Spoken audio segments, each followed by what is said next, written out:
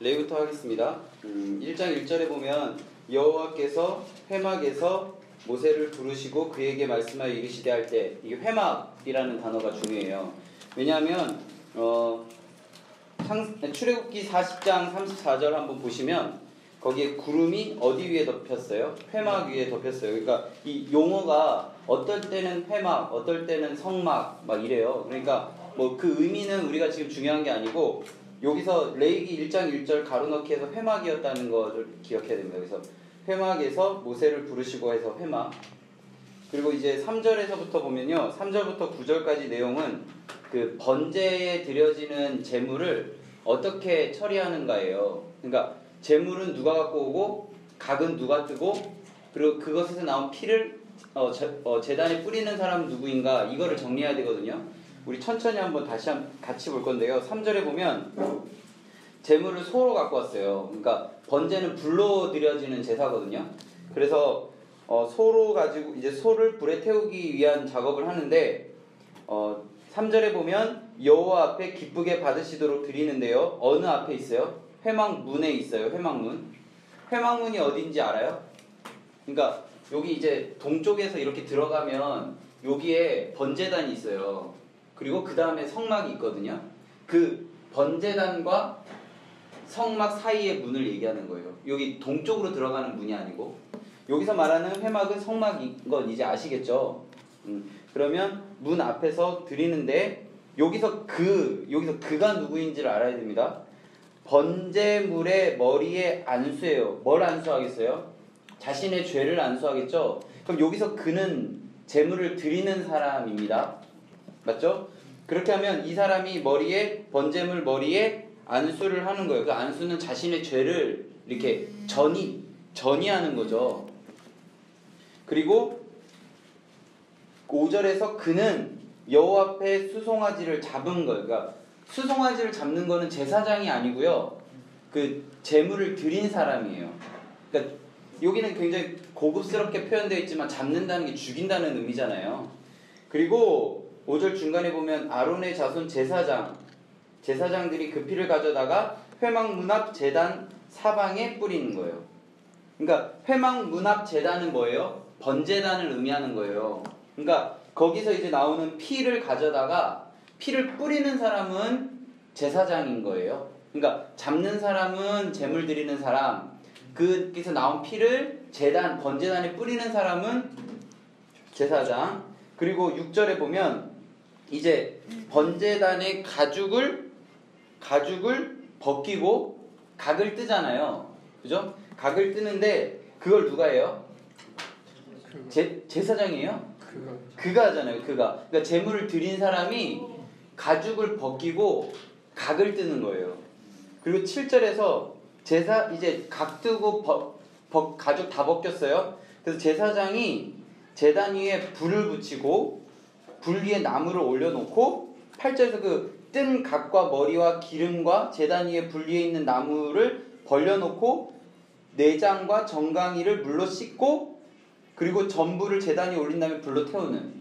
여기서 그럼 키포인트가 뭐냐면, 제물에 안수하는 사람은 누구인가 하면 우리가 생각할 때는 제사장이 할 것 같잖아요. 아니에요. 그 제물 드린 사람. 그리고 또 헷갈릴 법한 게, 각 뜨고 뭐 가죽을 벗기는 게 우리가 보통 그리는 그림 안에서는 제사장들이 하잖아요.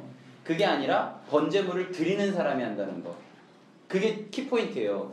그리고 여기 보면 10절에 보면 그 3절에서는 소로 했고 10절에서는 양과 염소로 했고 14절에는 새로 했어요. 그러니까 그 사람의 형편에 따라서 그 죄가 없어지는 제사가 번제거든요. 그러니까 사람의 형편에 따라서 드려지는 제물이 달라졌다, 이렇게 기억하시고요. 2절에서는 그 죄를 없애는 제사 중에 하나가 소제라고 해서 그 새도 못 드리는 사람들 있잖아요. 그 사람들이 곡식으로 드리는 제사거든요.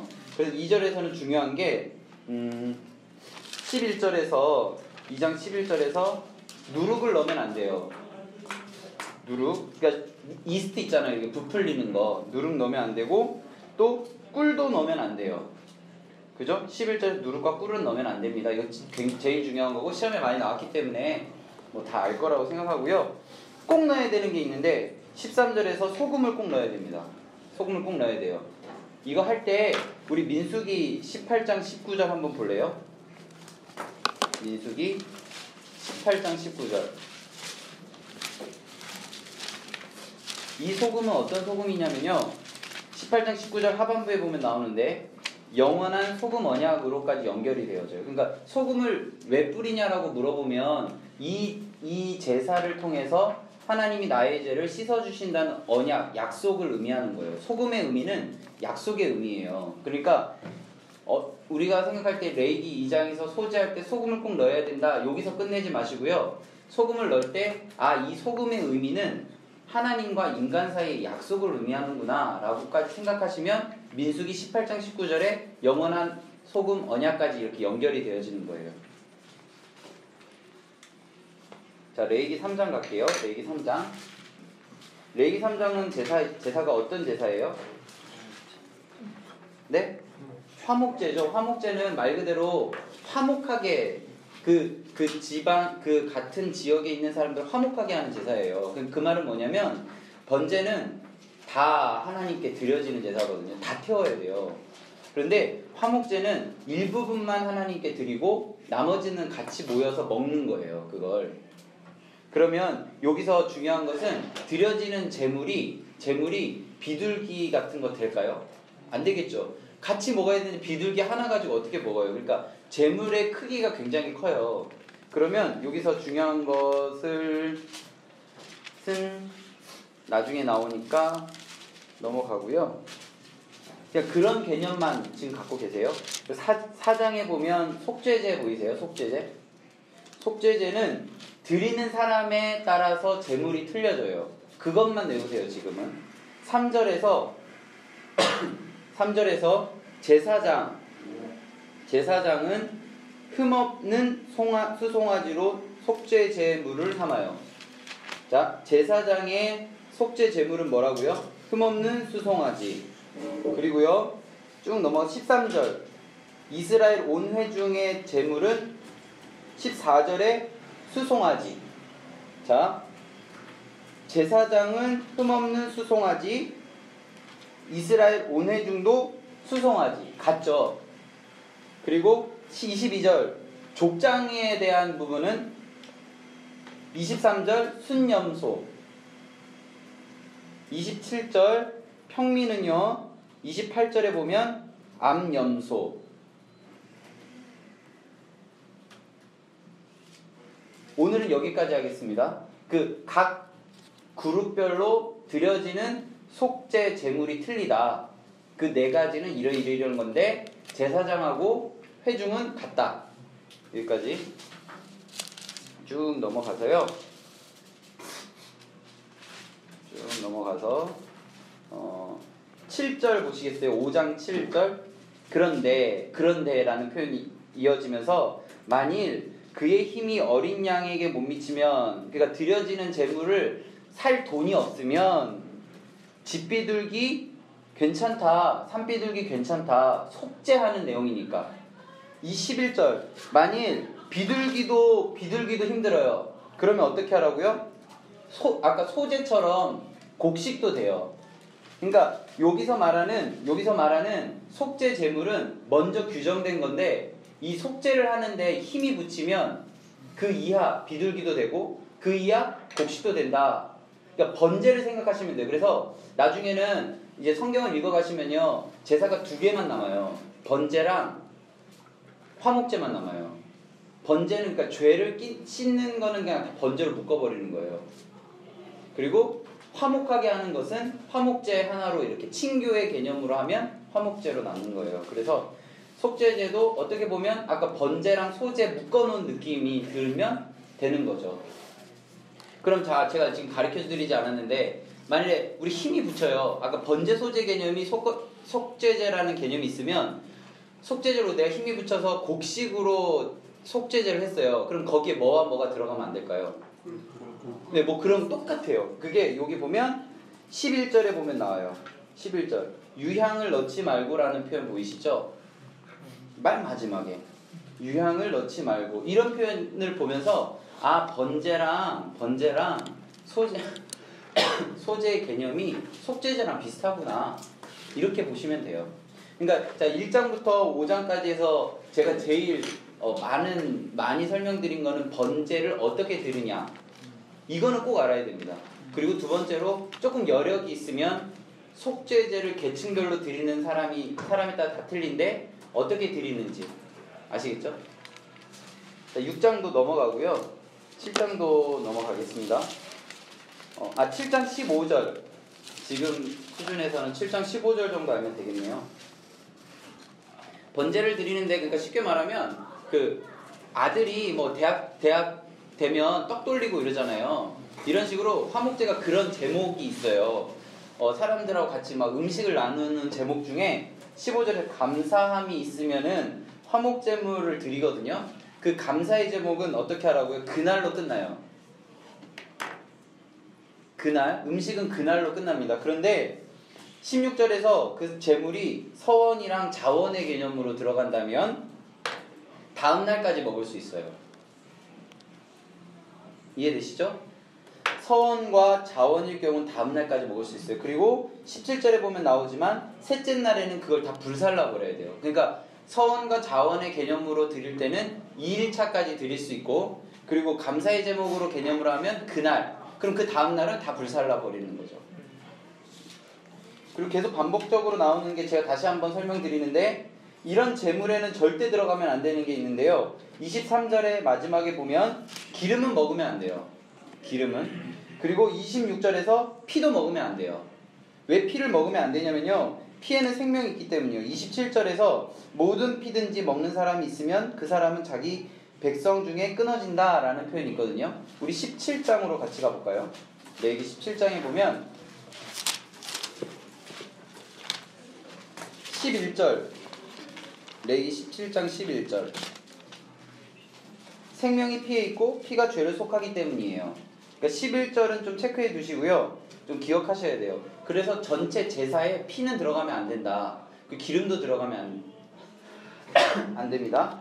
그러니까 육체의 생명은 피에 있음이라 내가 이 피를 너희에게 주어 제단에 뿌려 너희의 생명을 위하여 속죄하게 하였나니 생명이 피에 있으므로 피가 죄에 속하느니라. 이건 어디서든지 가로넣기로 나올 수 있거든요. 피, 죄 막 이런 거 다. 다시 8장으로 돌아가겠습니다. 8장과 9장은 제사장 위임식과 관련된 이야기예요. 이 이야기는 출애굽기 29장에 이미 나와 있는 이야기. 우리가 기억해야 되는 건 위임식은 총 며칠 한다? 7일 한다. 그거 10장 가겠습니다. 10장. 여기서 누가 죽어요? 나답과 아비후가 죽습니다. 나답과 아비후가 죽어요. 왜 죽죠? 다른 불을 담아서 죽어요. 그 이야기가 1절에 나옵니다. 다른 불을 담아 여호와 앞에 분향하였더니 불이 여호와 앞에서 나와 그들을 삼키매 그들이 여호와 앞에서 죽은지라. 뭐 그 사람들을 누가 끌어내고 이런 얘기들은 지금 몰라도 됩니다. 그리고 8절부터 11절까지 좀 체크해 주시겠어요? 이거 예전 암송구절이에요. 예전 암송구절이기 때문에 이거는 어디서 내도 다 풀 수 있어야 됩니다. 그래서 여기서 보면 9절에 보면 너와 내 자손이 어디에 들어갈 때에, 회막에 들어갈 때에 포도주나 독주를 마시지 말라. 그리하여 너희 죽음을 면하라. 이는 너희 대대로 지킬 영영한 뭐라고요? 규례라고 되어 있습니다. 그리하여 너희가 거룩하고 속된 것, 그리고 부정하고 정한 것을 분별하고 또 나 여호와께서 누구를 통하여? 모세를 통하여 모든 규례를 이스라엘 자손에게 가르쳤다 라는 표현이 있습니다. 11장은 정한 짐승, 부정한 짐승만 알면 돼요. 이 이야기는 신명기 14장에 똑같이 나온다는 거. 12장 가겠습니다. 12장은 뭐예요? 산모 규례예요. 산모 규례. 아이 낳고 어떻게 해라. 그것만 기억하세요. 뭐 여아일 때, 뭐 남아일 때 이런 거는 몰라도 됩니다. 13장 갈게요. 13장은 나병. 14장도 나병. 14장 4절입니다. 나병 환자가 정결함을 받을 때 어떻게 하냐면 그때 드려지는 제물만 우리 기억하겠습니다. 14장 4절에 보면 정결한 새 2마리, 백향목, 홍색실, 우슬초, 이것만. 15장은 유출병이에요. 15장은 유출병.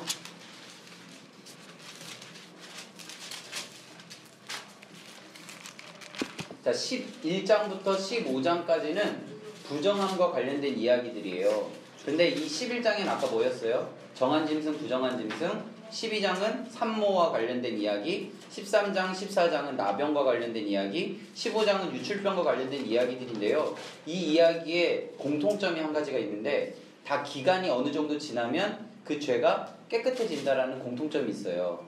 그리고 나병 같은 경우도 진 밖에 나갔다가 그 나병이 깨끗해지면 다시 돌아올 수 있는 회복되어지는 그런 속죄거든요. 그 기점을 16장으로 잡으면 돼요. 16장이 어떤 절기냐면 속죄일이거든요. 속죄일. 대속죄일인데 다 보면 좋은데 일단은 기출문제 정도 수준으로 하시고 29절 보겠습니다. 16장 29절. 몇월 며칠이냐면 7월 10일이에요. 7월 10일. 그리고 이날은 어떻게 해야 되는 날이냐면요. 스스로 괴롭게 하고 아무 일도 하지 말고 본토인이든지 너희 중에 거류하는 거류민이든지 그러니까 그 안에 있는 모든 사람들이 스스로 괴롭게 하고 아무 일도 하지 않는 날 7월 10일이 속죄일입니다. 자, 그런데 이 30절에서 뭐라고요? 이 날 7월 10일 스스로 괴롭게 하고 아무 일도 하면 안 되는 이 날에 너희를 위하여 속죄하여 너희를 정결하게 하겠다라는 겁니다. 그러니까 16장 이전에 나와 있는 규례들은 이 안식일 외울 때 대속죄일 이전의 것들 이런 죄들은 대속죄일을 통해서 깨끗해지는구나 이렇게 외우시면 좀 쉬워요. 그러니까 장을 다 알아야 되거든요. 이 부분은. 그래서 여기 보면요. 정결하게 하는데 너희의 어떤 죄냐면 모든 죄라는 표현이 있어요. 모든 죄에서 너희가 여호와 앞에 정결하게 되는 날. 그날이 언제라고요? 7월 10일 대속죄일. 이날은 어떤 날이냐면요. 조금 더 가보겠습니다. 31절에 보면 안식일 중에 안식일이에요. 보이시죠? 안식일 중에 안식일. 그리고 아까 얘기했던 게 다시 반복해서 나오는데 너희는 스스로 괴롭게 할지니 영원히 지킬 어떤 거요? 규례라는 표현이 있습니다. 그래서 대속죄일에 드려지는 아사셀, 염소 이런 거는 지금 모르셔도 돼요. 기출문제 정도만 아시면 돼요. 그런데 우리가 지금 알아야 되는 수준은 어느 수준이냐면 일단 대속죄일이 레위기 16장에 있다는 걸 제일 먼저 알아야 되고 이 날이 안식일 중에 안식일이고 모든 죄를 씻는 날이다 라는 거 꼭 알아야 돼요. 그러면 11장부터 15장까지 이것은 죄가 속할 수 있는 거예요. 이해됐죠? 그럼 16장 이유는 속할 수 없는 것들만 모아놔요. 속할 수 없는 것. 제일 먼저 나오는 게요. 17장 10절에 보면 피를 먹지 말라라는 표현이 있어요. 그런데 여기 보면 먼저 17장 4절 보시겠어요? 먼저 회막문으로 끌고 가서 여호와의 성막 앞에서 여호와께 예물을 드리지 아니하는 자는 피 흘린 자로 여겨진다. 그러니까 죄가 속해지지 않는 자로 여겨진다. 이해되세요? 지금 제가 얘기하는 거? 그래서 여기 피 동그라미 하시고요. 그래서 저는 이렇게 다 표시를 해놨어요. 지금 요 피 먹지 말라가 아래 있잖아요. 그래서 요 피에 대한 설명이 여기 있구나 이렇게. 그러니까 이 앞에 왜 이런 얘기를 드리냐면 이 피라는 단어가 나오면 우리가 레위기에서 생각나야 되는 구절은 두 곳이에요. 장을 물어보거든요. 7장이랑 17장. 근데 답일 확률은 17장이 더 많아요. 그럼 왜 피가 이거 왜 갑자기 나오지? 하면 피 먹지 말라에 대한 설명이구나 이렇게 가면 좀 쉽거든요. 그리고 또 쭉 보면요. 아까 11절은 읽었으니까 그 4절에 나와 있는 피 두 개는 동그라미 해놓으세요. 자, 그럼 우리 피채 먹지 말라라는 단어는 우리가 지금까지 배운 곳에는 총 3군데 나왔습니다. 레위기에서 2군데 나왔죠? 한 군데는 어디일까요? 우리가 배운 데까지. 창세기, 출애굽기, 레위기 중에 하나겠죠. 근데 레위기는 2군데 나왔으니까.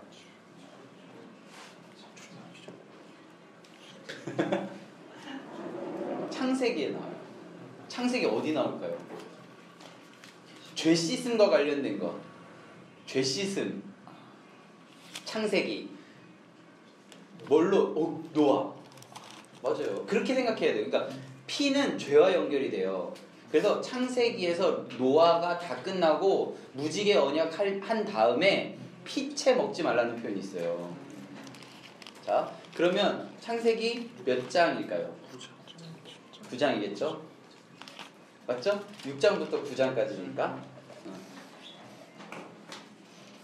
댁에 가셔가지고 한번 구절 한번 찾아보시고요. 18장 갈게요. 18장하고 세트가 되는 게 20장이에요. 18장하고 20장 무조건 죽어요. 이런 죄를 지으면 무조건 죽어요.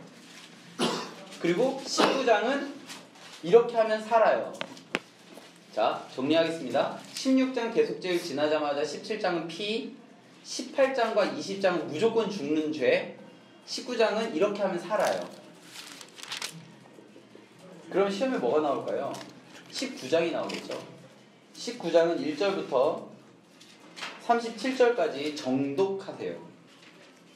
정독. 19장은 전체를 정독하세요. 정독하고 지금 제가 알려드리는 거는 19장에 있다라는 사실을 무조건 알아야 됩니다. 일단은 2절은 암송구절이죠. 왜 암송구절이냐면 레위기 전체의 주제이기 때문이에요. 레위기 전체의 주제는 뭐냐면 거룩입니다. 거룩이 뭐예요? 구분이잖아요. 정한 것과 부정한 것 가운데 거룩하게 되려면 우리가 정한 곳에 있어야 되니까 구분되어져야 되잖아요. 3절에 재밌는 게 있는데 3절에 보면 제일 처음 이야기한 게 뭐예요? 부모를 공경하라. 이거 10계명 몇 계명이죠? 5계명이죠. 사랑과 관련된 첫 번째 계명이에요. 그리고 그 다음에 뭐 나와요? 안식일을 지켜라. 하나님과의 관계에서 제일 마지막 계명이죠. 4계명과 5계명이 19장 3절에 다 나와요. 이건 절까지 알아야 됩니다. 왜냐하면 거룩과 관련된 첫 번째 선포기 때문이에요. 4절도 아셔야 되고 5절도 아셔야 됩니다. 이건 절까지 모르셔도 이게 레위기 19장에 나와 있는 구절이라는 걸 알아야 돼요. 그러니까 제가 원하는 수준은요, 이 목록이 나열되었는데 문제에 레위기 19장이 아닌 것은 할 때 골라내는 능력이 있었으면 좋겠어요. 지금 제가 원하는 수준은 5절도 아셔야 되고 9절부터 18절까지 다 익숙해지게 공부하셨으면 좋겠고요. 특히 14절은 레위기 19장에만 나옵니다. 어디에도 안 나와요. 레위기 19장에만 나와요. 18절은 암송구절이죠. 그리고 재밌는 거 나오는데요. 19절에 보면 두 재료로 직조한 옷을 입지 말며, 그러니까 이렇게 뭐 다른 종을 섞어 뿌리지 말고 다른 종을 교미하지 말고, 그러니까 이렇게 섞는 것에 대해서 금지하고 있어요.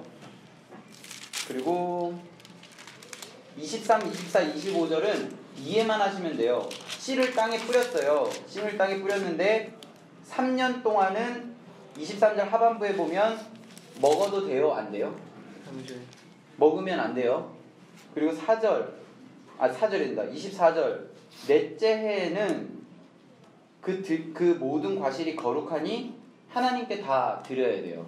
그럼 결론적으로는 몇째 해부터 먹을 수 있냐면 5째 해부터 먹을 수 있는 거예요. 그러니까 씨를 뿌리고 먹을 수 있기 시작하는 해는 5째 해부터, 넷째 해는 하나님께 드리고 셋째 해까지는 먹으면 안 돼요. 이해하면 되고, 또 26절에서 28절까지는 기억하시고요. 여기서 28절에 나오는 문신은 어떤 의미냐면 우리가 그냥 이렇게 뭐라고 하냐, 그러니까 미용, 아트 이런 개념으로 하는 지금의 그런 문신이 아니라, 타투 개념이 아니라, 이때는 그 문신하려면 이게 지금처럼 막 주사바늘로 하는 게 아니고 막 이렇게 살을 벗겨내야 되거든요. 그러면 거기서 피가 나와요. 그러면 거기서 이제 영혼이 들어간다는 그런 이방의 관습, 그런 풍습들이 있었대요. 그러니까 이 말은 뭐냐면 문신하지 말라가 아니라 이방의 관습이나 이런 걸 쫓지 말라는 의미거든요. 그러니까 이걸 가지고 그 어떤 모 교단에서는 뭐 문신하지 말라는 그런 개념으로 인용하는데 잘못된 인용입니다. 이해되시죠? 쭉 넘어가세요. 35절, 36절은 그냥 보세요. 이건 그냥 보세요. 그냥 참고로만 보세요. 꼭 아셔야 되는 건 아니고요. 21장 넘어가고요. 22장 넘어갑니다. 23장 여기 있는 절기만 외우세요. 23장은 레위기 23장에 있는 절기의 이름을 레위기에 나와 있는 대로 외우세요. 왜냐하면 신명기에 있는 이름, 출애굽기에 있는 이름이 조금 달라요. 이거 세 개를 모아서 한꺼번에 정리해야 되거든요. 그러니까 레위기 23장과 출애굽기는 몇 장인지 혹시 아세요? 출애굽기도 23장. 그럼 신명기는 몇 장인지 아세요? 신명기 아직 안 배웠으니까 나중에 신명기는 16장인데요 그때 가서 하겠습니다. 16장 맞나? 15장인가? 16장인가? 16장이 맞을 거예요. 맞죠? 맞네. 신명기 16장. 출애굽기랑 레위기가 똑같고요.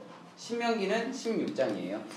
자, 좀 더 보겠습니다. 그래서 레위기 23장은 첫 번째가 6월절, 무교절, 그리고 9절부터 쭉 이야기가 나오는데 이거를 짧게 한자로 초실절이라고 해요. 그러니까 초실절은 뭐냐면 여기 제목처럼 첫 번째 이삭을 한 단을 바치는 것.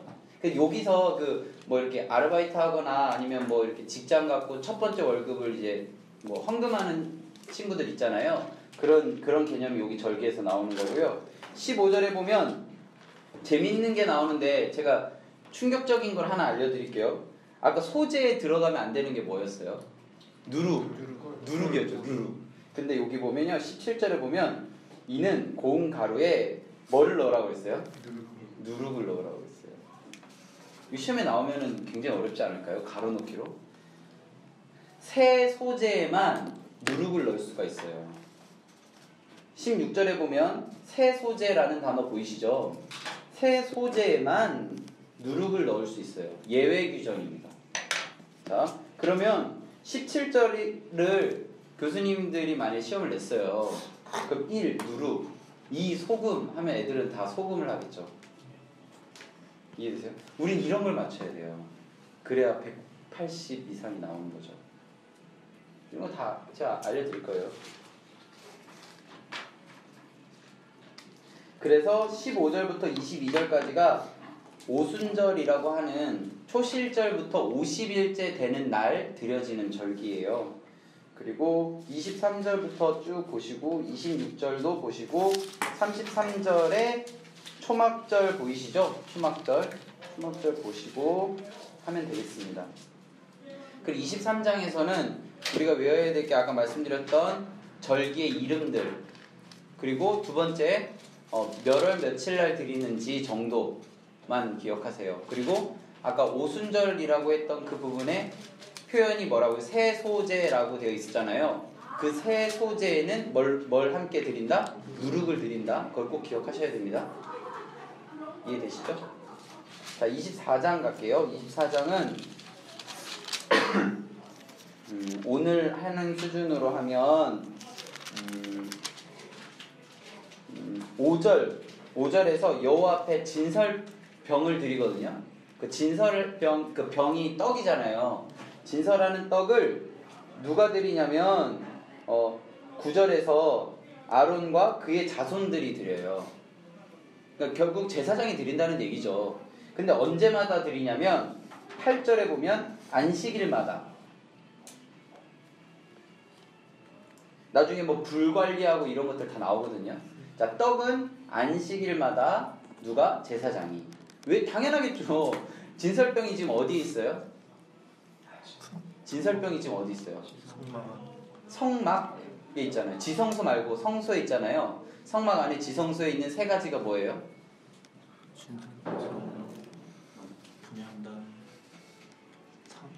상, 그렇죠. 상. 하나 더. 촛대. 좀 고급스러운 표현은 등잔대. 그러니까 이게 세 개가 있잖아요. 거기에 그 상 위에 있는 진설병, 떡. 그거를 하려면 당연히 제사장밖에 못 들어가겠죠. 근데 매일 바꾸는 것이 아니라 안식일. 자, 10절부터 보면 여호와의 이름을 모독한 사람 이름 슬로밋의 아들 이 정도. 지파가 단지파였다 이 정도.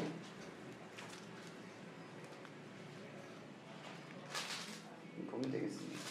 16절에 보면 여호와의 이름을 모독하면 그를 죽일지다 뭐 이런 얘기 좀 뭐 나오는데 하면 되고요. 25장은 안식년이랑 희년이 나옵니다.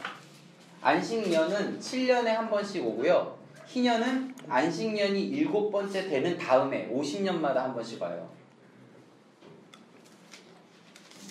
25장 23절 암송구절이죠. 그리고 29절 30절은 그 성벽 안에 있는 가옥들을 얘기하는데 여기 보면 성벽에 있는 그러니까 성 안에 있는 집을 팔았으면 판지 1년 안에 물을 수 있어요. 이 표현 이해되세요? 29절 지금 이 표현 이해되시죠? 그러면 30절 1년 안에 무르지 않으면 그 원래 갖고 있던 사람의 소유가 확정돼요. 성벽 안에 있는 집이에요. 그러면 이렇게 되면 희년 되면 다 돌려줘야 되거든요. 모든 걸 다 돌려줘야 돼요. 그런데 이런 경우는 안 돌려줘도 된다라고 되어 있어요. 이해되시죠? 성벽 안에 있으면 1년 안에 갚아야 되는데 그러니까 담보로 뭐 집을 했나 봐요. 그럼 1년 안에 하면 다시 돌려줘야 되는데 1년이 지나면 안 돌려도 돼요. 그러니까 어느 정도냐면 희년에도 안 돌려줘도 된다는 거예요. 그러니까 성벽 안에 그 사유 재산에 대해서 인정하는 거죠. 26장 넘어가고 27장 제가 이거 말씀드렸던 요 표 기억나세요? 그 나이별로 하는 표? 네, 그래서 여기 쓰셨네요. 그래서 제가 잠깐 설명을 드리면 다들 뭐 아실 거라고 생각하고 여기 보면요 50, 30이잖아요. 그럼 이 0을 빼요. 그럼 5, 3이 되고요. 50 빼기 30은 20이고 30 빼기 20은 10이에요. 그래서 15, 10만 외우면 되는 거예요. 이렇게 알려드렸거든요. 그래서 이거 다 외우고 계시죠? 그리고 27장 13절 보시겠어요? 땅에 대한 것들이 있는데 만일 그가 그것을 물으려면 정한 값에 몇을 더해야 된다? 5분의 1. 그러니까 모르면요. 모를 경우 몇 분의 몇을 물어보면 거의 답은 거의 다 5분의 1이에요. 거의 대부분. 다는 아니고요. 거의 대부분. 어차피 틀릴 건데 뭐 찍어야 되면 5분의 1. 아시겠죠? 그리고 30절에서 33절까지 11조와 관련된 얘기가 나오는데 11조를 결정할 때 어떻게 해야 되냐면요. 일단 30절 땅의 10분의 1 곧 그 땅의 곡식이나 나무의 열매는 그 10분의 1은 하나님의 것이다. 그래 뭐 10분의 1. 자 31절 만일 어떤 사람이 11조를 물으면 얼마를 더하라고요? 5분의 1을 더해야 됩니다. 그 32절에 보면 여기서 중요한 건데요. 소나 양의 11조를 하나님께 드려야 돼요. 그러면 목자의 지팡이 아래를 통과하는데 몇 번째? 10번째. 그러니까 1하고 시작하는 것이 아니라 1, 2, 3, 4, 5, 6, 7, 8, 9하고 10. 그 10번째. 그런데 그 10번째 지나가는 것은 뭘로 바뀌냐면요. 여기 10번째마다 뭘로 바뀌어요? 여호와의 성물로 바뀝니다. 이해되시죠? 그리고 그 우열을 가리거나 바꾸면 안 돼요. 만일에 10번째 지나간 양이나 뭐 이런 소나 이런 게 굉장히 고가로 팔릴 수 있는 거예요. 아깝잖아요. 그래서 조금 덜한 걸로 바꿨어요.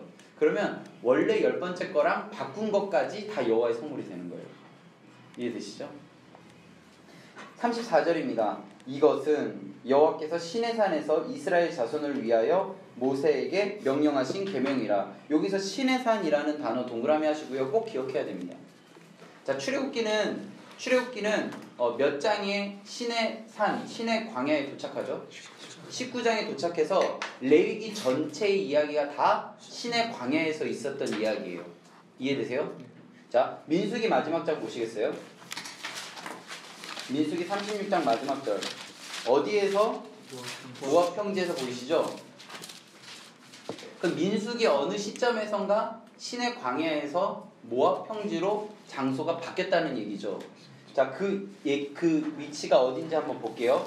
민수기 10장이겠죠. 자, 10장 몇 절을 보면 되냐면 11절. 둘째 해 둘째 날 20일. 그러니까 2년 2월 20일 날 신의 광야를 출발한 거예요. 자, 정리합니다. 애굽했어요. 몇 개월 만에 도착하죠? 3개월 만에 도착합니다. 그리고 출발할 때까지 2년 2월 20일이죠. 자, 성막이 완공되었을 때가 몇 월 며칠이죠? 2년 1월 1일? 맞아요? 2년 1월 1일? 그러면 완공되기까지 몇 개월 걸렸어요?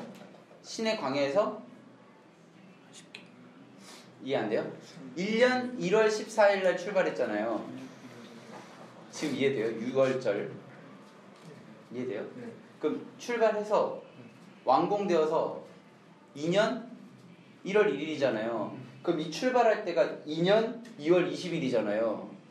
자, 완공된 출애굽기 40장에서 2년 1월 1일이고 민수기 10장 11절에서 2년 2월 20일이면 대충 그 레위기에서의 이야기부터 민수기 9장까지가 그렇게 긴 기간이 아니라는 거. 그걸 얘기하고 싶은 거예요. 그러니까 계산하라는 게 아니라 지금 뭐 계산하고 계시는 것 같아서 꽤 긴 기간인 것 같은데 굉장히 짧은 기간이고 한 장소에서 한 번에 이야기한 것 같은 느낌이 들어야 돼요. 그래서 레위기 전체가 뭔가 구조적으로 정리되어 있는 책이라는 느낌이 들어야 돼요. 그 기준은 뭐라고요? 16장. 이전은 용서할 수 있는 것, 그리고 용서할 수 없는 것 뒤에 몰아넣고 거기에 중심은 19장. 이렇게.